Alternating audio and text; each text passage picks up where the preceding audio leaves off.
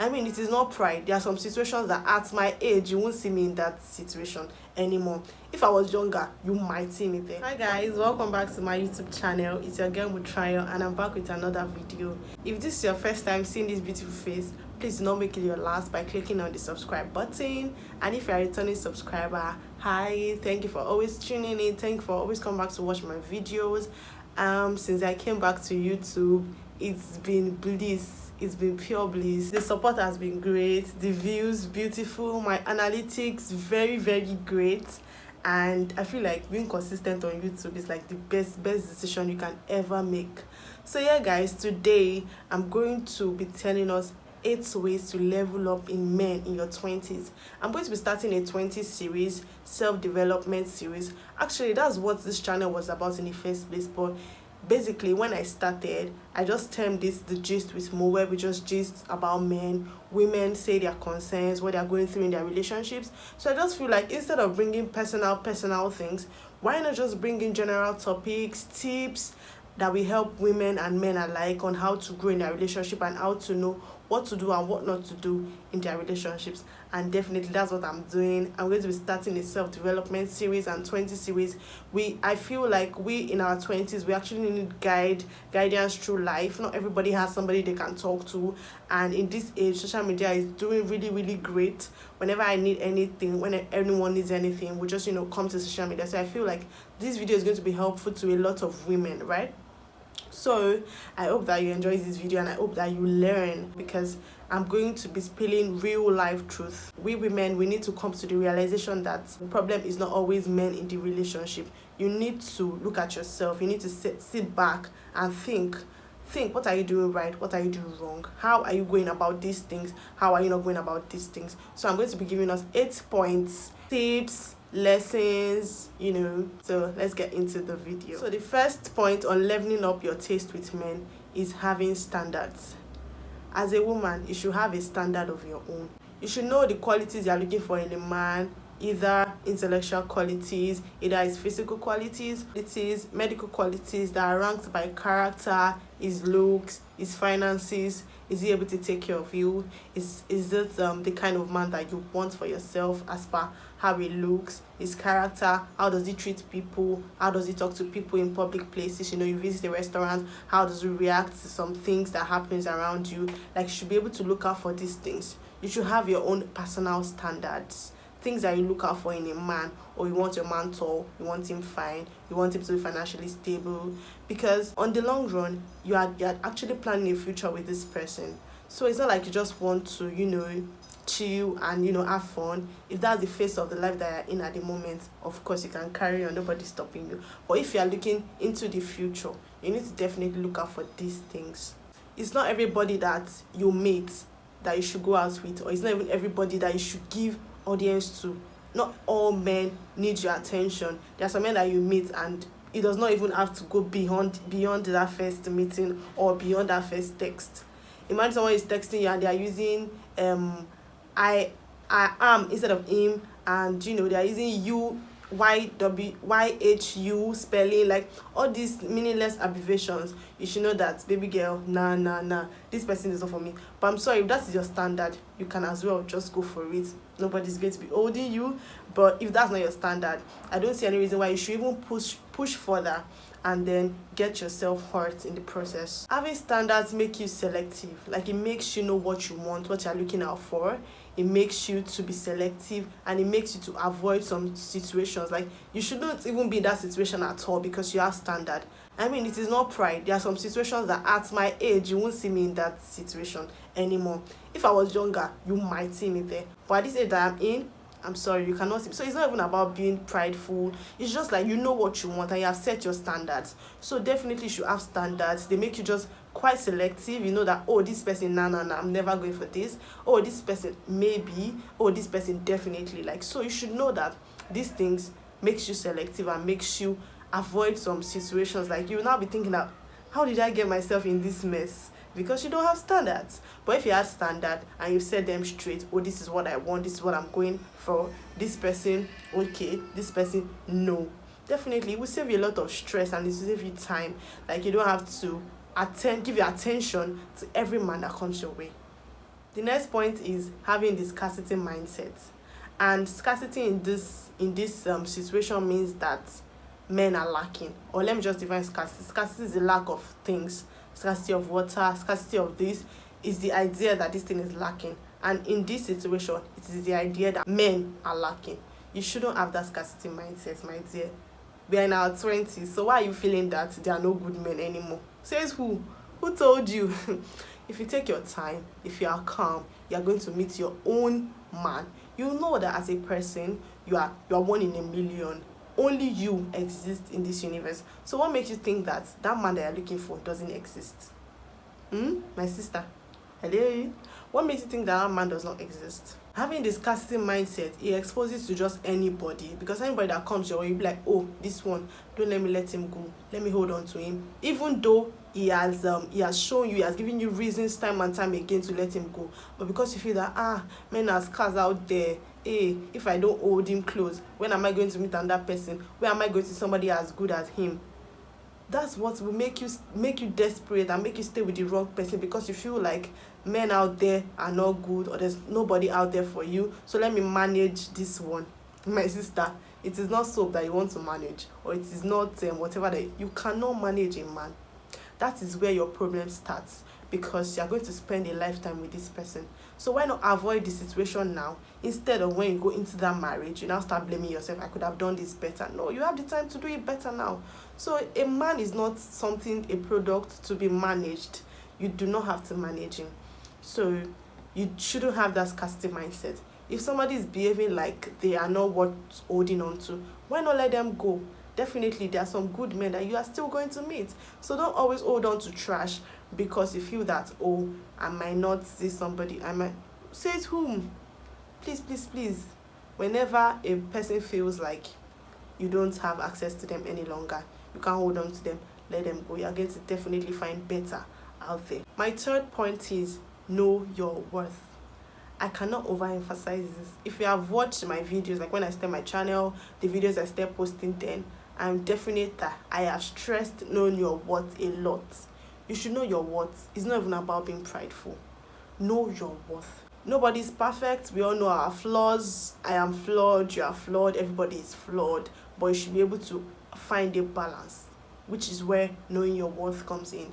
You should know what is good for you and what is not good for you. Knowing your worth makes everything pretty much easy for you, because you already know what you're going out for. Everything is defined. But when you as a person, you don't even know what you want, you just take anybody that comes your way, it makes it difficult to take decisions. But when you know your worth, you know what you want, you know what you're looking out for, it will save you a lot of time and stress. Knowing your worth definitely makes everything easier, because when you don't know your worth, everybody's accessible. Anybody you meet, you feel like, oh, you can, try something with this person. But when you know your worth, it does not make everybody accessible to you. You have your standards, you have where you draw the line. So it makes you even picky. Like, you can choose what you want for yourself, which is definitely what you're supposed to do. You should be the one to choose what you want for yourself, right? So definitely, as a woman, you should know your worth. You should know your worth. You should be able to set your standards straight and know your worth, right? The next point is learning from your mistakes. Experience, they say, is the best teacher. You should definitely learn. See, those of you that whenever you end a relationship, you have jumped into another relationship. Is everything all right? Is everything good? Honestly, you should take your time. You should be able to you should be able to think of what happened in the relationships in the past and why you left those relationships, or the other way around. So you should be able to sit down, think about why, what is the reason, what's wrong, what happened. You should be able to analyze them and think of how to be better before entering into another relationship. Nobody's pursuing, nobody's chasing you.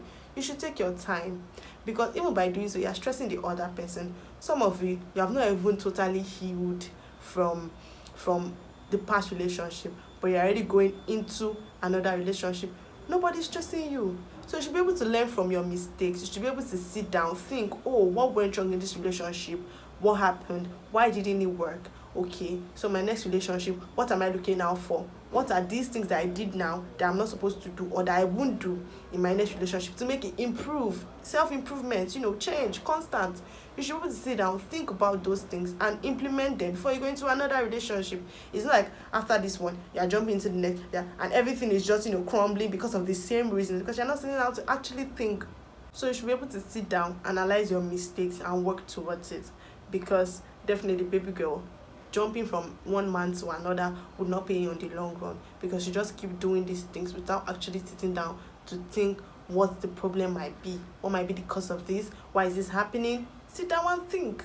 And even if you don't want to think, you still want to jump, why not just still heal before going to give that next man the next problem? Do you understand? You should at least sit down and heal. You don't go into a relationship where somebody's trying to penetrate to you, somebody's trying to get to you when you're supposed to be free, you're supposed to be all giggy and happy, but is this person that is stressing himself to reach you because you just left one relationship where you have not healed from. You're thinking about that person, and the next thing you can think of is how to jump. Those of you that used to say your way of healing, your healing process is to enter into another relationship. It's not right. You're giving another person stress, and this person didn't ask for this stress. So as a person, you should be able to make yourself better, heal first before you enter into another relationship. I believe that's the right thing to do. Okay, I don't know if most of you know these things, but there are these things called the attachment styles. We have the avoidance, we have the disorganized, we have the secure, and we have the anxious. The secure attachment style is somebody who is secure, somebody who can love and be loved, somebody who is patient, somebody who can trust their partner. This person is secure. This person is not saying, I texted you at 9:05. Why did it take you 5 minutes to text me back? Why didn't you text me exactly 9:05 something seconds? This person is secure. This person is safe and happy in their relationships, right?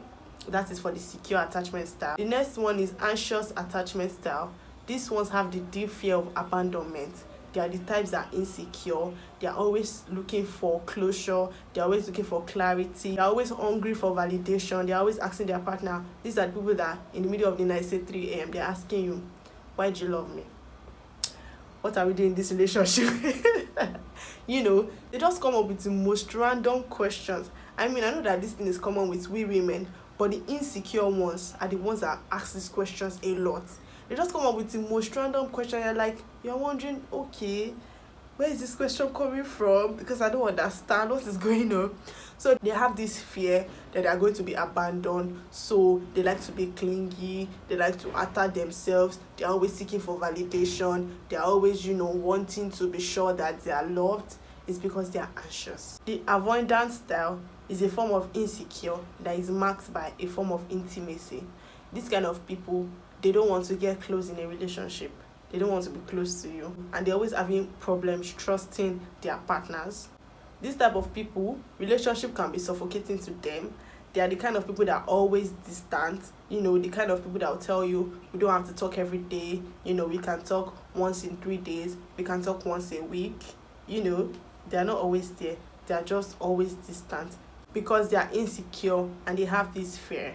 They don't want to depend on people. They always want to depend on themselves. They have this problem depending on people and trusting others.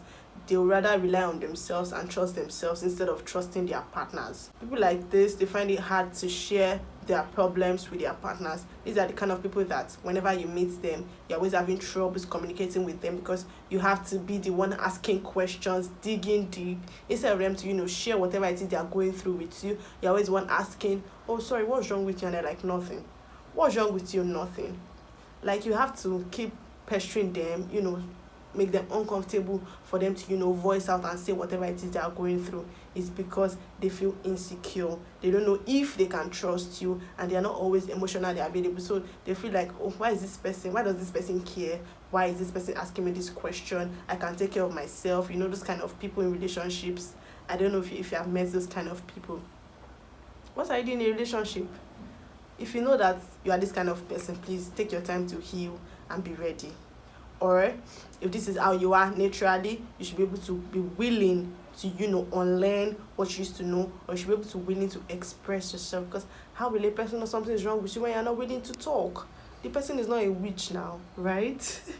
The disorganized style, they always crave for attention, yet they avoid it at the same time. this person is saying, oh, why didn't you do this, why didn't you do this, you eventually do it and the person is not present, and you're asking yourself, oh, am I crossing a line? But you wanted it, but you're not there. Like, are you people getting this point? These kind of people, they are reluctant to have romantic relationship with people, yet they're always in their need to talk to people and want to have that thing which they don't want to have. These are the kind of people that will tell you, let's go with the flow. You get, like, we can be friends with benefits. They are not sure, they are unsure of what they want, they don't want to be in this space, yes, they want to be in this space. These are the kind of people that when they now see you moving on to somebody else, they are angry. When they had the time to act, they didn't act. They act like they want you, they don't want you. I don't know if people are getting my point. This kind of people, run from them because they are trouble. They are definitely going to stress you and give you a headache, and you cannot talk because there is no definition. You are just there doing what they want you to do, but it's not defined. They will tell you they like you today, tomorrow they tell you we are just friends. Like, they don't even know what they are doing. They are very, very unsure. So I hope that these four set of people that I've listed, you can listen to it and know the kind of person you are and work on yourself. My next point is work on your appearance. Work on your appearance. As a woman, you need to work on your appearance. You should have clothes for different occasions. You want to go to a casual place, dress casual. You want to go to a big party, dress big. Like, you should work on your appearance. You can't just appear shabby to any place and every place and you want the finest of men. It doesn't work like magic. And if you are the kind of person that your dressing style, you expose your body a lot, your boobs are outside, your bum is outside, like they say, you are addressed the way you dress and you attract the kind of men that you want to attract.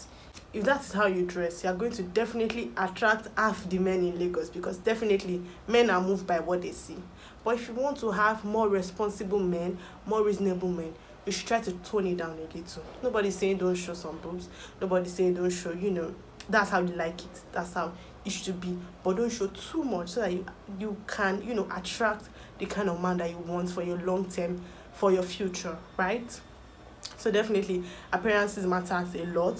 Firstly, wherever you're going to, dress accordingly, and then you can tone down your biggie, heavy right? Definitely showing all those things are beautiful as a woman, right? But you should tone it down a bit. You should not be doing pop all the time everywhere, right? You will definitely attract what you want to attract, right? But nobody's saying if you're going to a beach, you should go and wear Iro and Buba. Or if you are going to swim, you should wear... No, dress accordingly. Dress according to the occasion. The next point is pick where you want to go.